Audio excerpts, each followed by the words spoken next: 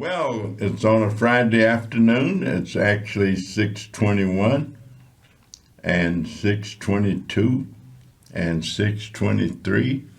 And this is your host for the next segment of Hotline 21. We are always excited and delighted when we get an opportunity to share information and to hear from our constituents who can let us know what's going on, what's happening.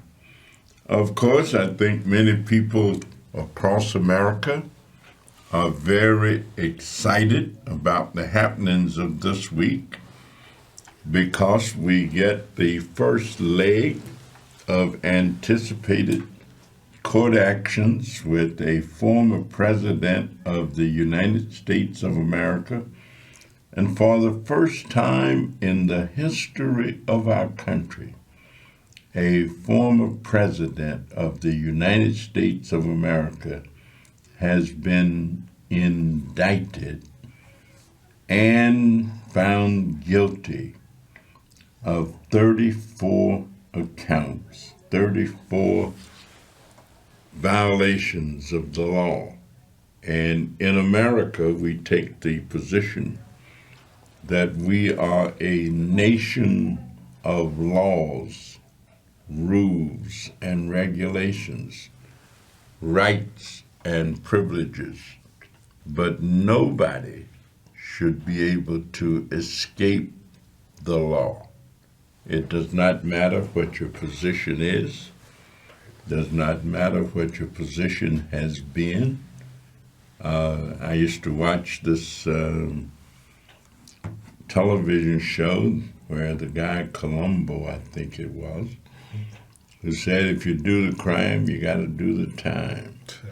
You got to be held accountable. And it seems as though the jurors in the state of New York believe the same. So while we kind of deal with all of that, we also continue to deal with what do we do to try and help those individuals who may, in some instances, need help, but how do we help make the world a better place in which to live? How do we rid ourselves of some of the poverty, some of the divestment, some of the disadvantagement, and how do we help those who want to contribute in a positive way to do that and may not have all the tools in place that we can help give them the tools? I have as my guest Mr. Willie Burton, who's the outreach director and coordinator for the 7th Congressional District office, which I hold. And Willie is involved in trying to spread the word, spread information. We have something coming up called Fatherhood in the Neighborhood. And what does that really mean? There are many statistics that I could cite relative to the impact of fathers in either a positive way or a negative way.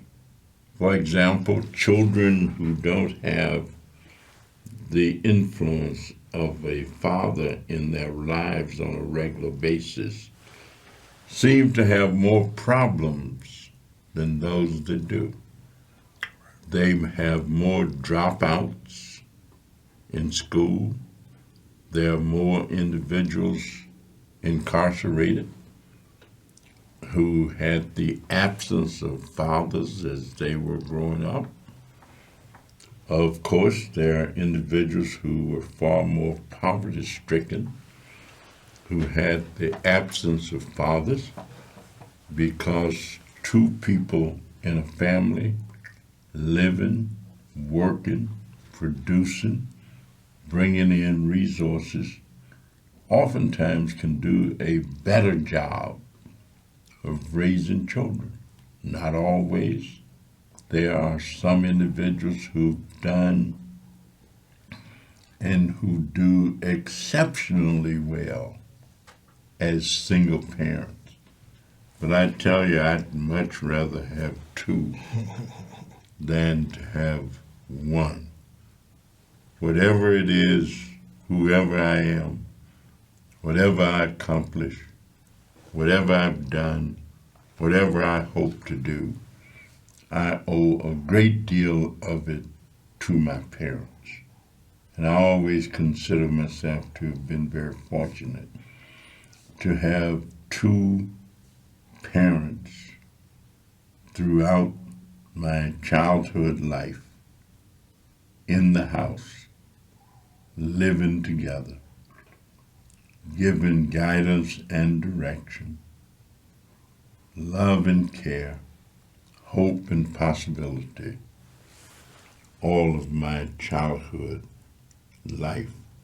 So, Mr. Burton, let me welcome you, and let me ask you if you would introduce yourself, tell our viewing audience a little bit about your life and how you come and what you happen to be doing at this point. Thank you, Congressman. I'm Willie Burton, presently Outreach Coordinator for the 7th Congressional District, and born and raised on the west side of the city of Chicago, primarily in the Austin District. Product of two parents. I was fortunate to, like the Congressman said, have a two-parent household. 3 brothers, and presently I'm married, went to Taft High School, fortunate enough to do a little college. Did a little work in Chicago Public High Schools, doing motivation and mentoring programs. Then it was important to me to put my hands in the community, so started doing some organizing in the Humboldt Park neighborhoods and Bronzeville, as well as the Austin neighborhood. And as the years went by, I was fortunate enough to be led in the direction of Congressman Danny K to be able to give my services at other levels, because it's so important, you know, as we build our families, to also make sure that we reinvest in our communities. And the Congressman has always provided an outlet and an opportunity to put people like myself in position to be able to serve at that capacity. Well, let me thank you for that, and let me ask if you would share with our viewing audience some of the things that you're currently working on. Well, presently, right now, what we're doing is our fatherhood in the neighborhood, block by block, talk at the table. And the reason we call it talk at the table is because we're asking men all over the city of Chicago to come together and bring to the table, how do we be better men for our family? How do we be better husbands? How do we become more involved in the community? How do we become part of the solution? So on that day, which would be June the 22nd, on a Saturday, we're asking men to bring their experiences and their testimonies, and hopefully, based on some of those shared experiences, when we hear that, we can implement it. And also that day, we're going to be having a resource fair. That resource fair is going to be other agencies and organizations that are going to be bringing specialties such as mental health assistance, Secretary of State need to help you get your ID, parenting, policy building, et cetera, et cetera. We know that it takes a village to raise a child, and sometimes we need to make sure that that man of the house has the additional tools that he needs to help that process. Also that day, we're going to have an award ceremony where We're going to identify men, and you can identify men who you feel have showed some exemplary characteristics. Somebody that you feel at church is very active or been very involved in their community. You can nominate them for an award that day. If you send us the information, we'll make sure that they get that recognition. And also on that day, we're going to be doing what we call family reunification. We're going to make a trip to one of the correctional facilities and bring the family, the children, family members to see their dads, because those dads that are incarcerated, we're hoping that when they come back to society, that they become an asset. But for that to happen, you have to be a part of that process. And so that's some of what we're trying to create on June the 22nd with our Fatherhood in the Neighborhood block by block talk at the table. Well, let me ask you, African American males, for example, seem to have some of the most difficult opportunities or difficult circumstances or challenging problems. Aside from knowing the impact of slavery on African Americans in this country, period, but understanding that, understanding racism, understanding Jim Crow, understanding all of the barriers that have existed down through the years, what do you think we can do that will help African American males the most as children come into the world and are growing up and developing? What would you say we can do that will increase in a significant way the likelihood of success? Yeah. Well, not only when you work with that man, which is important, and hopefully when you work with our men, we help them create a process of self-reflection so they can be realistic of where they are in life and what their situation are, and take ownership of what some of their needs are. But in that self-reflection, hopefully more resources are made available to assist them in the journey of that process. But at the same time, we have to make sure that we reach back to our kids, to our children, and make sure that we teach them values, because unfortunately a lot of the kids, the values are, the good values that's in them is suffocated within them because of the peer pressure that they have to deal with when they come out of their homes, sometimes from being in a fatherless home, and have to deal with the peer pressure in their community. So you have to make sure that those kids are equipped enough to counter the negative peer pressure that they probably and will experience in society. What are some of those pressures that boys may especially come into contact with that will steer them, cause them to veer away from the positivity of things and impact that might take them in a direction that's not going to be helpful? Well, it's multi-level, and one thing we have to look at is, gangs. Sometimes people, when this family structure is not what it needs to be, sometimes you look for what you feel are other family structures. And so we're looking at, the gang involvement. We have to also look at the lack of jobs in the neighborhood. You know, a lot of youth and young adults feel that there's not enough programs for them. And so when they feel that way, then they turn in other directions, you know. And unfortunately, we have to honestly look at what's going on with the music, you know, the signals that's being sent to the brain of our children. You know, what do we do to counter the signals that they're being bombarded with on a daily basis? You know, so we really have to holistically look at what approach are we going to take to make sure we counter those forces, and the quality of education.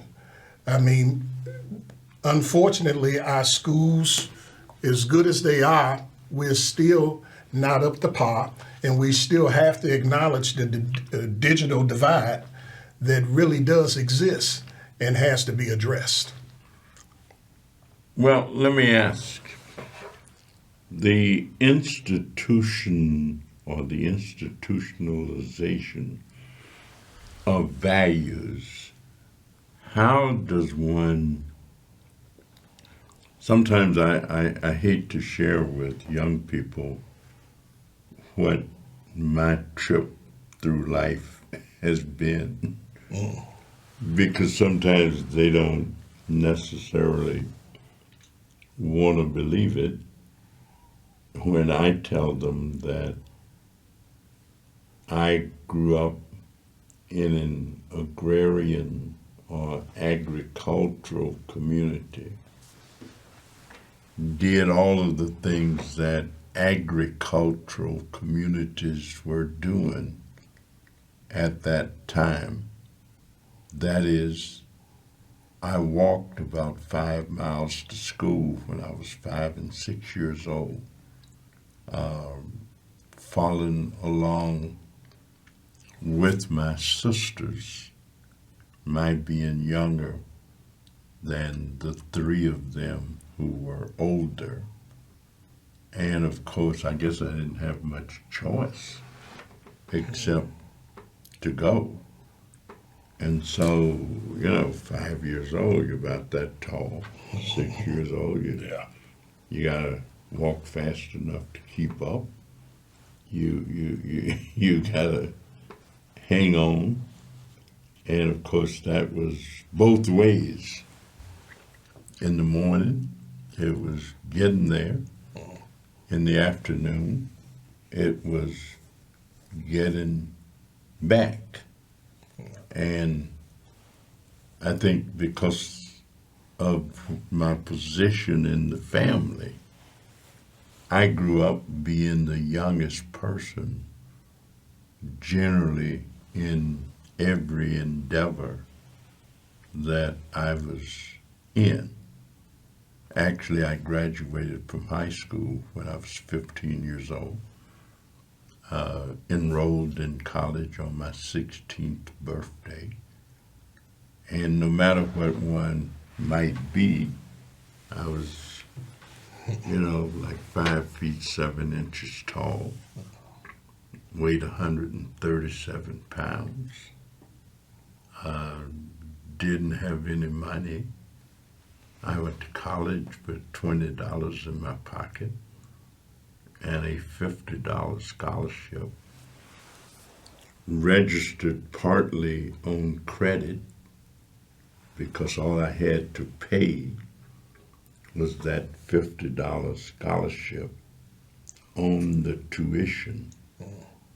And I was very fortunate. College happened to be in the town where my aunt and uncle lived.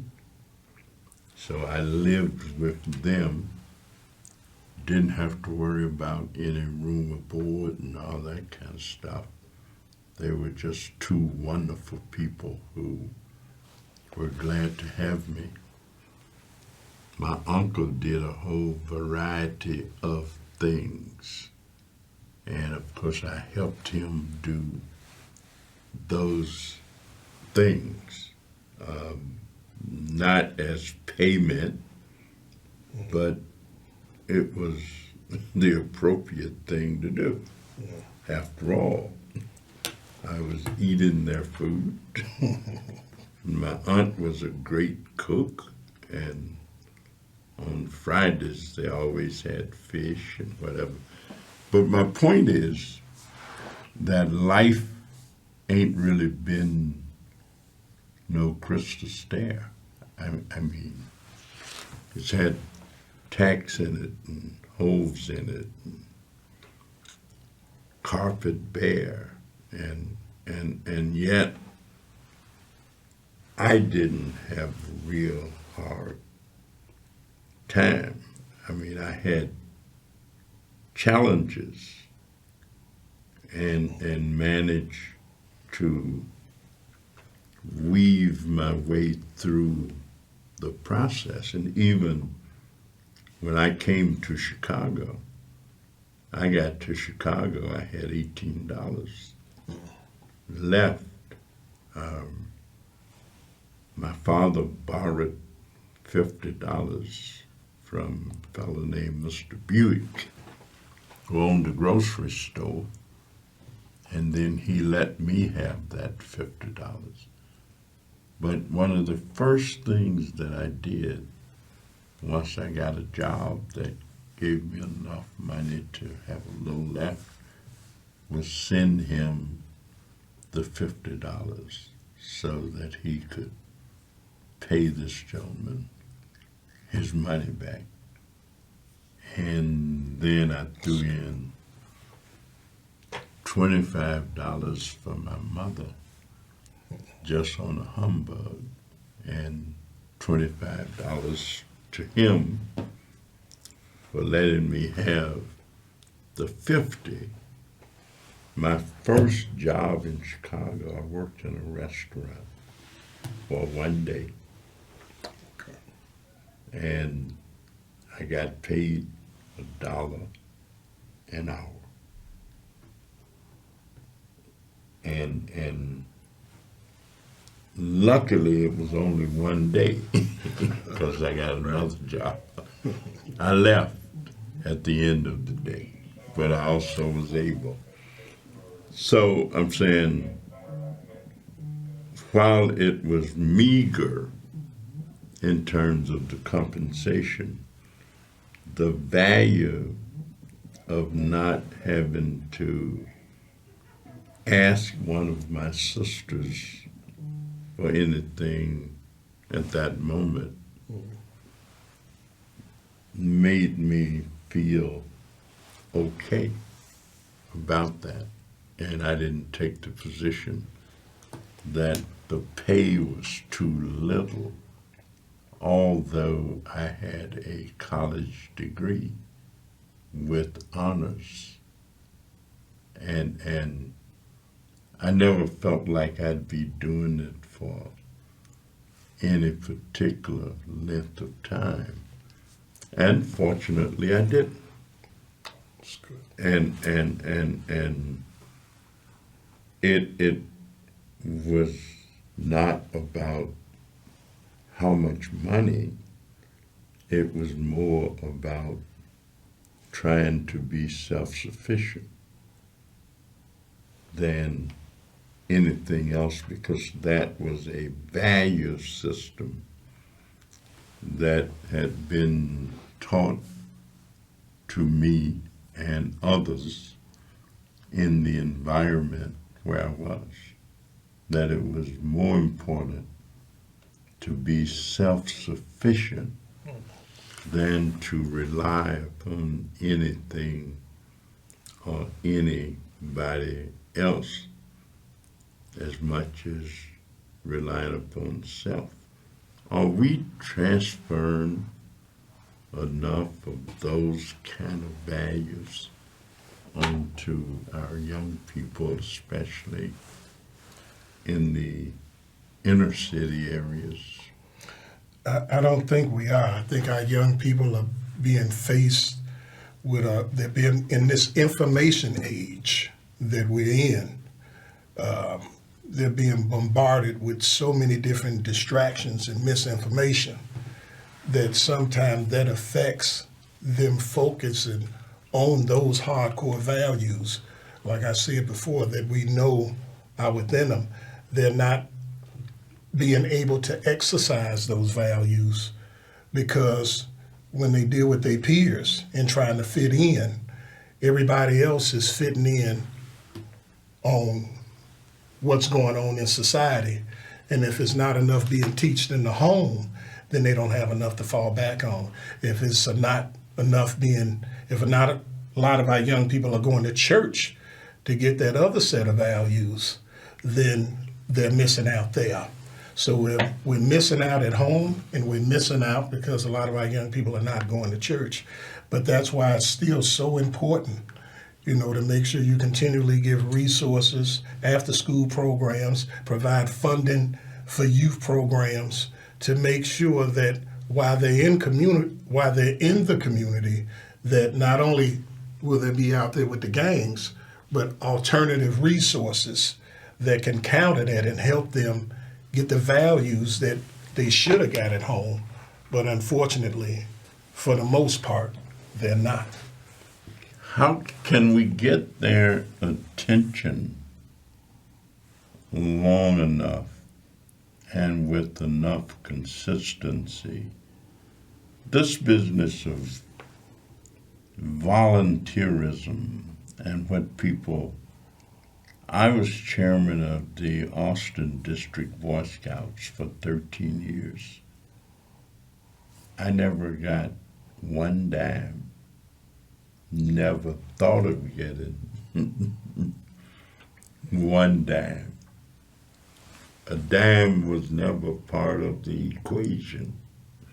And we had other men, people I run into sometimes during the week, and sometimes people, some of them are gone. They were scout leaders. They never got one dime. They never got a quarter. They never got 50 cents. They never got anything. And they did it for as long as they would do it. And they would do it with vigor, vim. I can recall one year we had about 500 boys at something we had called Tent City. And while they were marching to the park, it was a beautiful sight. Blue and gold. Uniforms were just all over the place.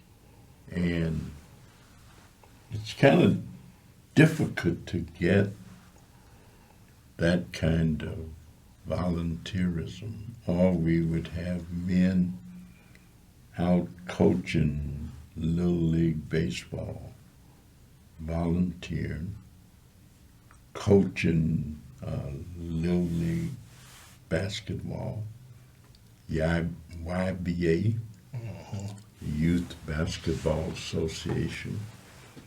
And all of these people were doing it not as part of a job or work, but they were all volunteering. They were all doing it, and they were doing it with as much regularity as they would go to work, where they got paid. Right.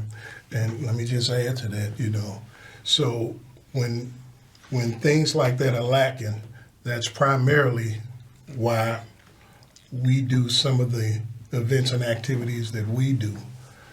That's why what we're doing at Malcolm X College on July the 12th and July the 13th, we're doing a Raising Sons to Men Leadership Conference, because we know it's a void, and because we know it's issues that need to be addressed, and we know the needs of the family are holistic. So that's why we're going to make sure that day, once again, we're going to be dealing with workshops such as economics, sports, conflict resolution, mental health on that day. We're going to have some of our young people, not only from the hoods here in the United States, but we're going to have some young people from Africa, Ghana, Nigeria, to come together to share their shared experiences and learn from each other. What does it mean to volunteer? What do I do when I get angry? What are some alternatives? So, like we said, even though we know that there are issues that need to be addressed, we're constantly putting events and activities together and bringing our community partners together. So we as a unit can work together to try to solve a lot of these problems. And of course we know that oftentimes without some resource, without some money, without some compensation, without some money for refreshments or some money for transportation, that you can't cause these things to be as effective and you can't get them done, but they need to be done anyway. And of course, many of the not-for-profits who attempt to do them get some help from private individuals, some help from philanthropic sources, and just any way that you can get it. But I always say if you can get a little bit from a whole lot of different people, or if you can get a lot of people doing a little bit, it's amazing how much can be accomplished, as opposed to seemingly we kind of often look for a few people to do a whole lot. And we do get from a few people a whole lot. But I keep trying to figure out how to get a little bit from a whole lot of people and have the same impact, have the same outcome, have the same hopefulness. So let me ask you, how hopeful are you that these things will bring to fruition the results that we're looking for? Well, the tools are there. You just have to find creative ways to introduce those things to our young people, because it's already proven that things get their attention. Sometimes we have to position some of our young people to be those peer leaders. We have to build them up. We have to teach them how to facilitate so they can reach each other. And also we have to be honest about the fact that adults can reach younger people too, because sometimes our young people have selective listening, but we just can't get frustrated and we can't give up hope. I remember years ago, Sesame Street and Schoolhouse Rock, they were taking the music, and instead of just being negative formatted music, they took the Constitution and they put it in a song. And I'm one of the individuals to this day, the reason that I still know the preamble is because I learned it as a kid, because that tool, music, was used to bring a positive message instead of negative messages. So, there I do have hope. We just have to make sure we continually educate our young people and use the resources effectively to reach them. One of the things I sometimes regret, I was actually offered the job one time of running Sesame Street. And I didn't understand what it was probably going to emerge into, and that's not to suggest that I'm not satisfied with the path, but I turned it down. I was offered the children's playhouse, they reading the stories to the kids, and I met the people who created it, and some of them would come to meetings that we had at the time, West Side Association for Community Action, that Ernie Jenkins, Gloria Jenkins, Mo Fletcher, Reverend Sam Carter, Roy Pearson, Bertrand Mims, and some other people. We created Mo Fletcher, and they did offer me the opportunity to run that, and partly because I think they liked the way that we ran the meetings that we'd be having, and I sure did. I turned it down. And a friend of mine actually took the job for a minute. He didn't stay too long because he really wanted to be a social worker. And he went on and became a social worker. Abe Gaynor was his name. And Abe also grew up with Vice President Al Gore. His father knew the Gore family, Senator Gore. And part of Abe's experience, he lived with them for a while. And his job really was to look after Lil Al. And when Al Gore became vice president and told us the story, I mentioned it to Vice President Gore, and he says, "Oh, Abe, tell him to get in touch with me. I'd love to appoint him to something or do something." But yeah, sometimes you have a lot of experiences. Well, our time is less than a minute, about a minute away. So you want to say your last stuff? Yeah. So please come out for our Fatherhood in the Neighborhood Block by Block Talk at the Table. It's June the 22nd, Saturday, in front of our office, 2813 West 5th Avenue, from 10 to 4:30. Email if you need any more information, willie.burton@mail.house.gov.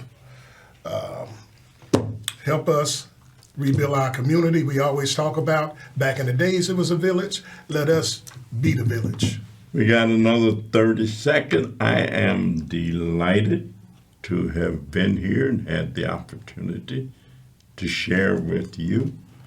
Continue to watch and listen to Hotline 21, the most interactive television show in America. Have a good night, and we'll see you next week. Thank you.